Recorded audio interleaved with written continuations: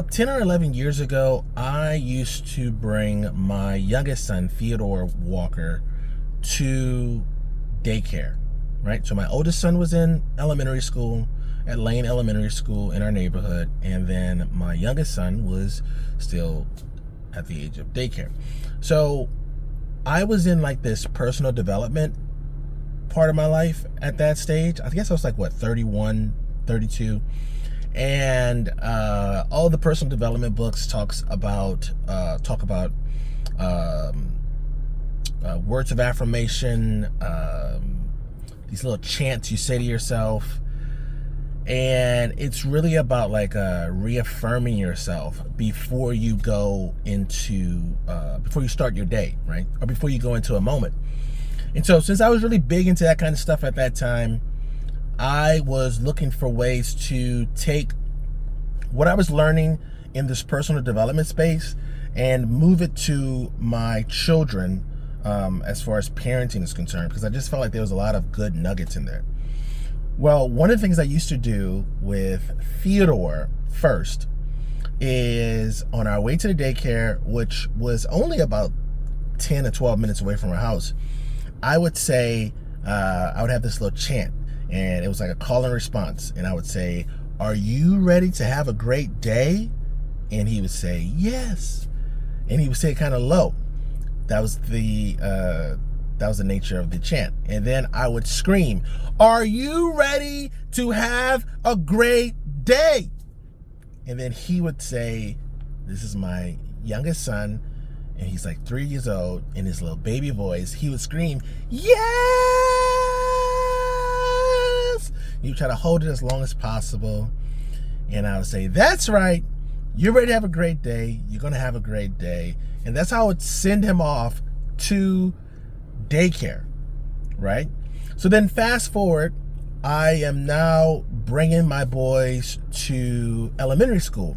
Like I have a transition at work where I have more free time in the mornings. And so now I enjoy being with my kids, so I look for excuses to be around them. And so I would walk them to school or bring them to school, right? And so then I used the same chant on both my boys, right? Because now I have two boys, they're both 14 and 16 now, right? And so there is this period of time when you're raising children where you really don't think that they're listening, right? And it's really due to the fact that raising children in the moment, it feels slow. It feels like not much progress is being made. Like they feel like they're babies for such a long period of time. And it's not until you look back that you're able to see them as like developing, and then you're able to kind of track their progress.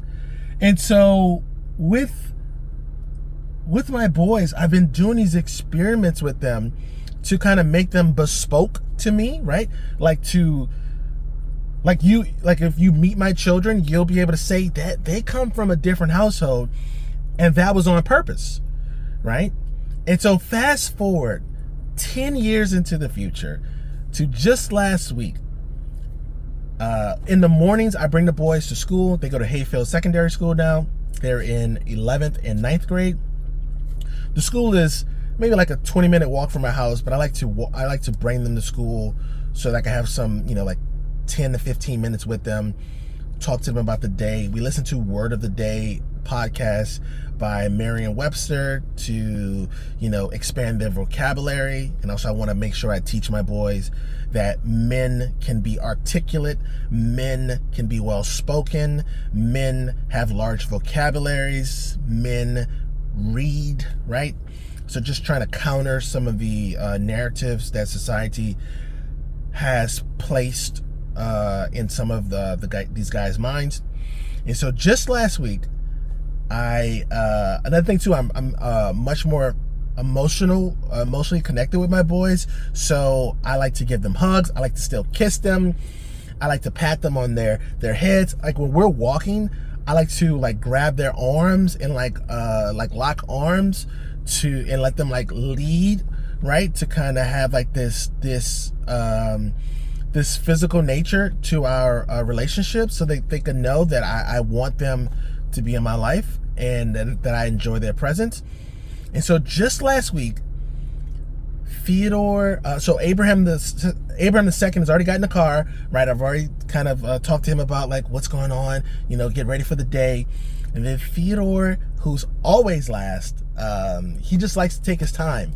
He doesn't like to be rushed. He doesn't like to be pressured. He walks by his own tune, and that's just how he's always been. Theodore is going to the car. We're in like the foyer area of our home, and he looks at me and he says, "Dad, are you ready to have a great day?" We have not done this little song and dance for so many years.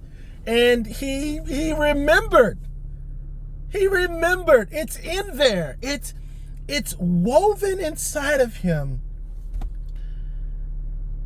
And you know what? My grandchildren are going to be able to experience this because it's inside their father, because their father wove it inside of them.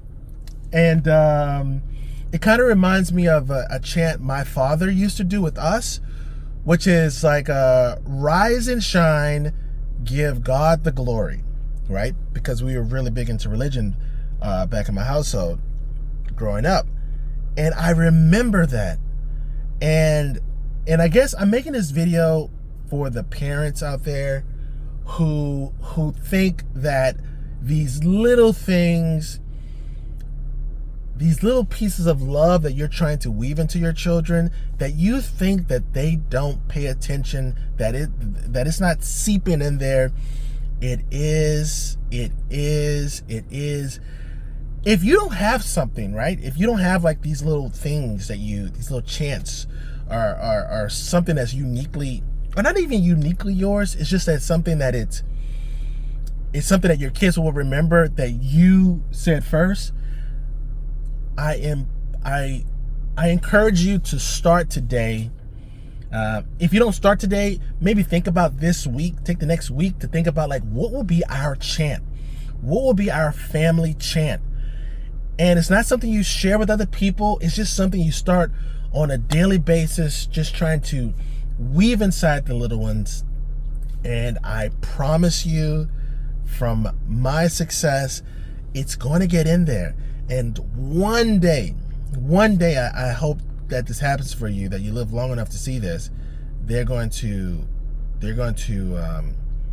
dish out what you've been planting inside of them. So that's it for today. I hope you like this video. I want to do more of these videos. I used to do these types of videos back in like 2016 through to like 2018, but they were really predominantly for my Facebook audience, which is really like my closed friends group. But I want to kind of make these a little bit more public, even putting them on our quote unquote business page.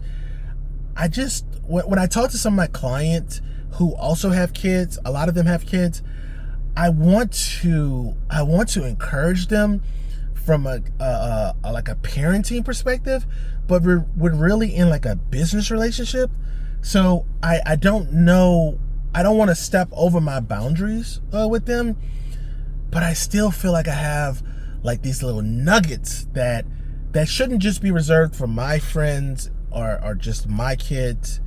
So yeah, there you go. That's what we're doing, and I hope you like it. I look forward to hearing your feedback in the comment section. And until next time, peace.